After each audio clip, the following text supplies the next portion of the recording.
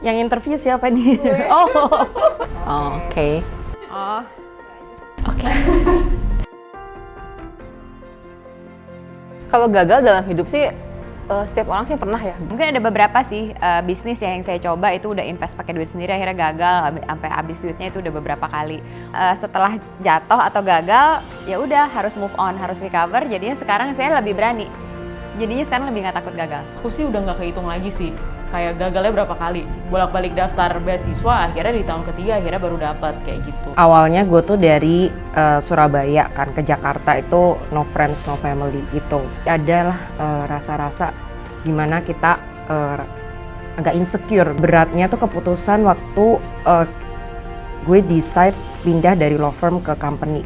Adalah rasa feeling kalau misalnya oh kayaknya gue ini udah gagal nih. Pas gue di kelas 11 tuh, gue akhirnya dapet result di mana gue mungkin salah satu yang paling jelek di angkatan gue nilainya.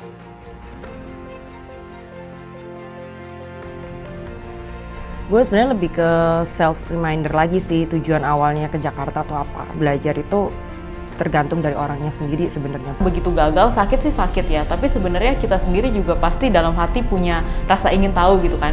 Kok gagal sih? Gagalnya di mana sih?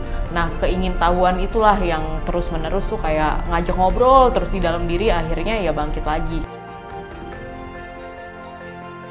Buat gue nyokap gue tuh emang yang jadi role model. Ibu saya sendiri ya, soalnya dia meskipun punya anak 4 gitu kan, dia kerjaan rumah tangganya banyak segala macam, tapi dia bisa tuh sampai ke puncak akademiknya, dia S3 bahkan sekarang jadi profesor. Ariana Huffington, ada Indira Nooyi dulu dia CEO-nya Pepsi, ada juga saya juga suka Michelle Obama, baca biografinya dia.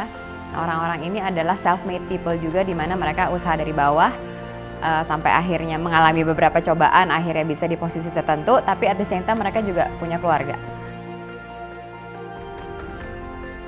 Zaman Kartini dulu, dia tuh jauh lebih susah gitu resources yang dia punya, jadi ya harus lebih berjuang lagi gitu. Kadang sosok dia menginspirasi buat kayak actually kita di posisi yang udah lumayan nyaman lah ya, yang lumayan baik gitu. Jadi kita harus berjuang juga supaya kondisinya makin lama makin baik buat generasi kita mendatang juga. Perempuan sama laki-laki itu beda.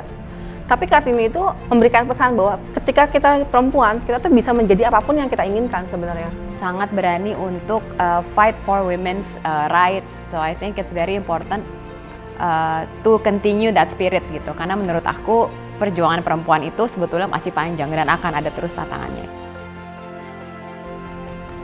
Perempuan di Indonesia itu dia tuh punya segala macam potensi buat maju kalau dia berani untuk maju. Tinggal gimana supaya masing-masing dari kita itu benar-benar berani gitu kan untuk memaknai hidupnya, mencari visi hidupnya gimana dan mengejar misi hidupnya gimana.